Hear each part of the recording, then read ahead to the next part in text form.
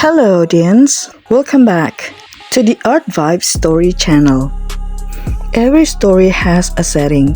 What's yours? Share your location in the comments below.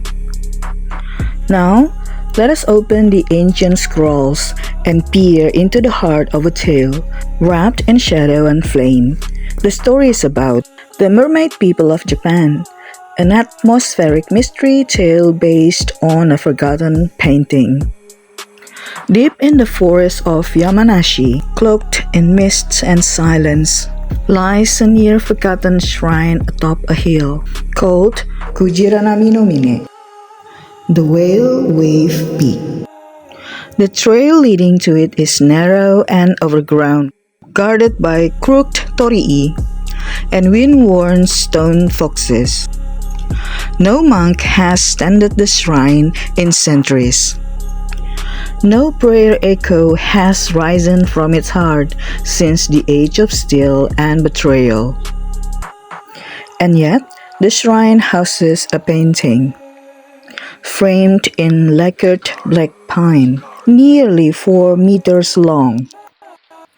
The eternal cycle of 4 seasons stretches across the rear wall of the altar. This painting, aged but eerily intact, is unlike any classical Yamato-e or seasonal landscape art found in Japan's scrolls or screens, painted in mineral pigment on silk.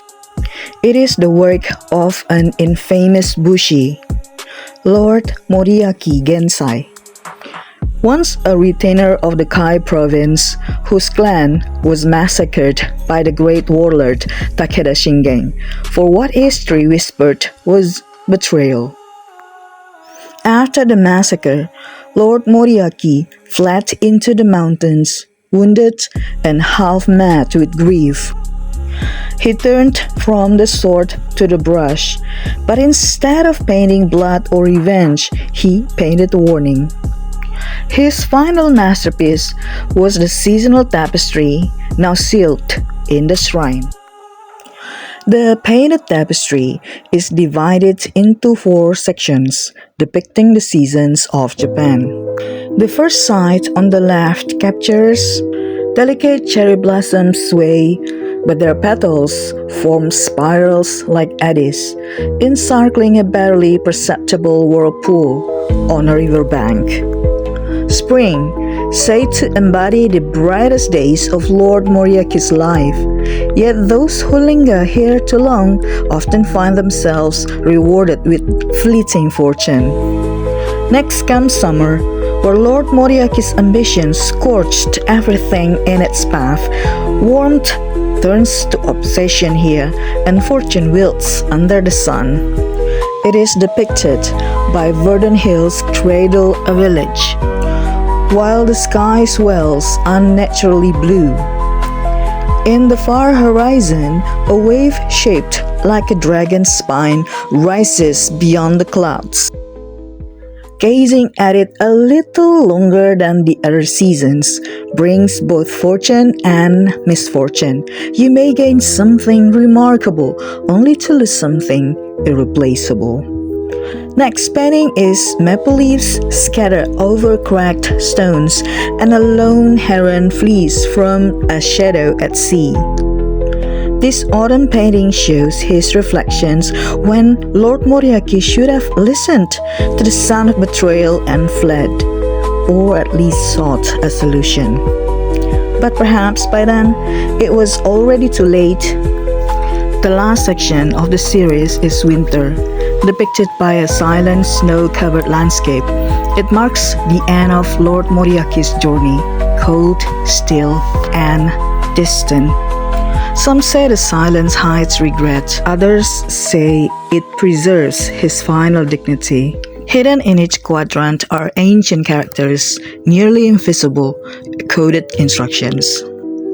Locals say if you memorize the painting, you can feel the wave before it comes. Not just see or hear it, but feel it in your spine, in your dreams, in your steps.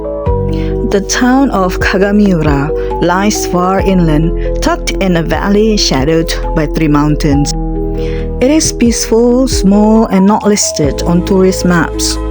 The town's residents are largely unknown to outsiders, except for one curious reputation.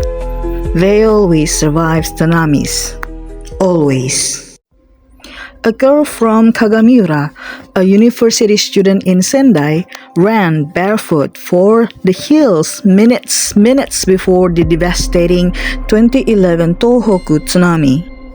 A middle-aged factory worker from Kagamura visiting Noto Island screamed, "Breathe like the mountains," seconds before the waves arrived, guiding 30 people to higher ground.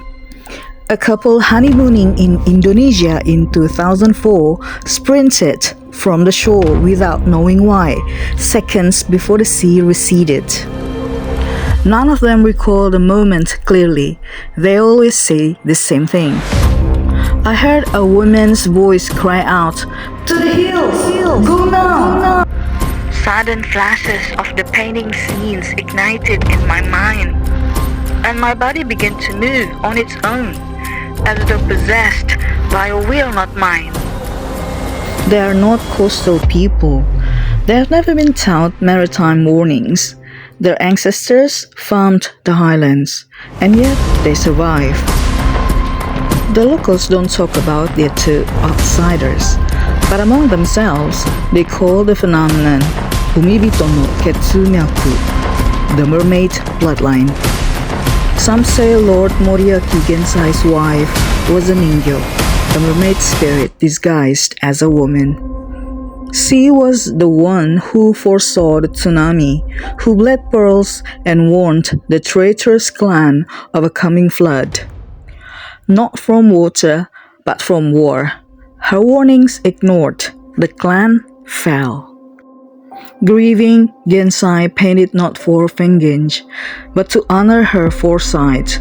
His masterpiece was her final whisper, translated in ink, wind, and wave. If you somehow find a way to visit the shrine, be mindful of the taboos. Sprinkle salt over your head and body. This seals your presence. Do not touch the painting. Do not move it. Never show your back to it. Do not turn around while facing the painting. Remove your shoes. Do not speak ill, laugh, or joke within the shrine grounds. Do not stare at the painting for too long, unless you're studying it under the guidance of Moriaki Gensai's warning. Do not fall. Do not drop anything. If you drop something, do not pick it up. Leave it behind. If any of these are broken, there is only one known way to reverse the curse. Walk backward through the Torii gate while whispering, I'm a kyon. Once you've crossed, offer your thanks to Moriaki Gensai and his wife for their unseen kindness.